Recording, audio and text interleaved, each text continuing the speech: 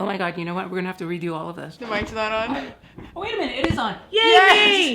Hey everybody, and welcome back to my channel. Today I have on Jenna! Hi guys! You might remember her from my lesbian flirting video, which was actually extremely popular. So I thought I would bring her back to answer those questions that people always want to know about lesbians, but are afraid to ask. Now I'm nervous. Well, there's one particular question that I know a lot of lesbians want to ask you, so I'm gonna ask you. Will you go out with me on a date? I would, but I'm in a relationship now. Since Jenna came and joined us for the lesbian flirting video, and she was single at the time, you now have a girlfriend, right? I do, but we're open. You can join us. Darn. So one thing people always seem to think about lesbians is that we like flannel. Do you think that's true? I want to say yes. Yeah. Me personally, I only own one flannel. I'm not big on the flannel. Me too. And I think it's my ex-girlfriend's. It's not even mine. I wear it as a fashion statement. I like to wear it around my waist. I wear it if it gets chilly. Right. But I only have one. I actually went to Old Navy the other day and I bought some flannel, like a flannel, but it's not like that flannel material. It just has the pattern. Right. You know. Right. That's like mine, yeah. Mine's black and white. Lumberjacky. My girlfriend. Not all lesbians wear flannel. Not all lesbians like flannel. Although apparently we both Own a flannel. We're not making the best case for ourselves here. Has anybody ever asked you or your girlfriend who's the guy in the relationship? I don't think with us together yet we've received that, but I know in the past I have. It was pretty much how you just worded it, like, well, which one's the man? And I'm like, I've always been in versatile relationships, so like I can never really answer that. I wear a strap on, sometimes my partner does, so it's like, You switch it up. yeah, exactly. You can be the top, you can be the bottom. There are definitely some couples where one is more dominant than the other, but even in those cases, nobody here is the dude. That's the point. Exactly, yeah. Ellen DeGeneres actually has this cute response to that, and I'm kind of paraphrasing, and I'm not quite sure this is exactly it, but it's like asking two spoons, which one of you is the fork? That's really cute. You like that? I like that a lot. Thank you. I'm taking bows for Ellen DeGeneres. Yeah. I know two high femmes who are in long-term relationships. You know, the kinds who wear tight dresses and high heels, and they're in love with each other. You wouldn't say either one of them is the dude. And of course, there's also two butch women who've been in relationships, right? Which one of you is the woman? Both of them. I know. A lot of times people think that women become lesbians because of something that happened to them in their past. Something a guy did to them. Did a guy hurt you? Is that why? Like you gave up on men and you decided to turn towards women? Have you ever gotten that? I've gotten it a lot. I actually used to work for a man. He was not understanding that I was a lesbian, but he asked me that same question, and I honestly didn't know how to answer. For me personally, I've never had any issues with guys. I've had guys hit on me and stuff like that. I knew from a very young age that I was attracted to women. It really just took me a few years to accept it. I had the same experience, except that at the time I didn't know I was a girl. Yeah, the only guy who ever did me wrong in my relationship was me.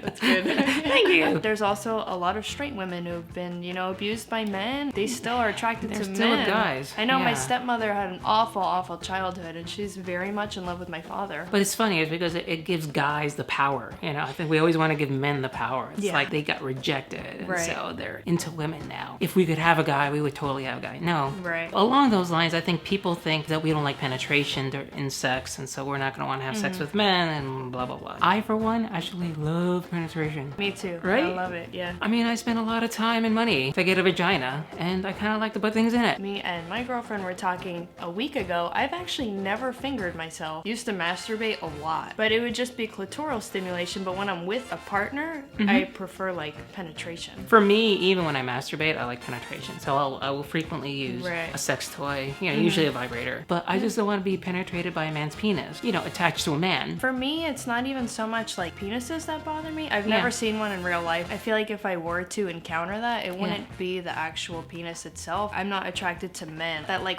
rugged man thing. I think even if you were to meet a man who shaved and like was totally smooth and baby soft, you probably would not be into it either, I suspect. I do know guys who are sensitive. And they're amazing, but those are my best friends. You know what? Honestly, I can't say I haven't thought, gee, I wonder what that would feel like.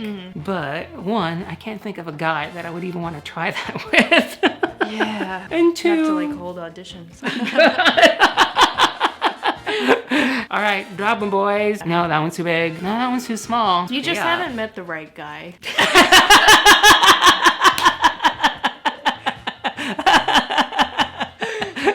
I love how he just burst out laughing. Yeah. That was perfect. Yeah, it made it funny. Here's the big one. People often ask lesbians, how do you have sex? Because it's like they can't conceive how two women will bring each other pleasure. Usually there's fingers involved, and where you put those fingers depends on your partner, but you know, they might like clitoral stimulation with your fingers.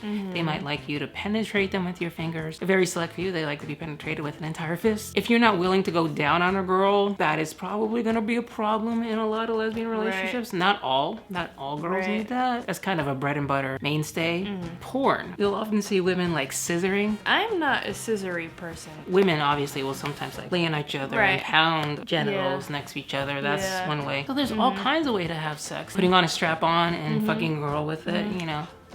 You know, I have never done it, but I have had it done to me. Yeah? Yeah, I liked it. It was cool. That's cool. Yeah. I like doing it, and I like having it done to me. Yes.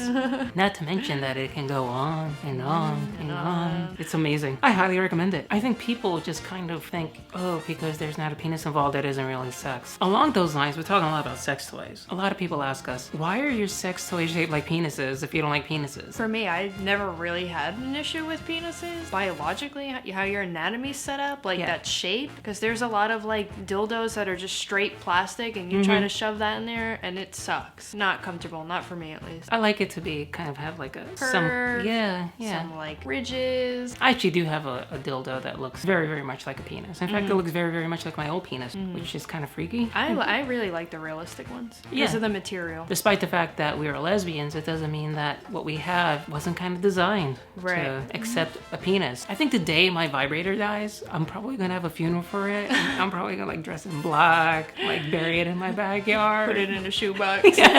Oh, she served me so well. I don't think there's a man alive who quite understands the disappointment of a woman who's using a vibrator and has the battery like end on her. Doesn't that suck?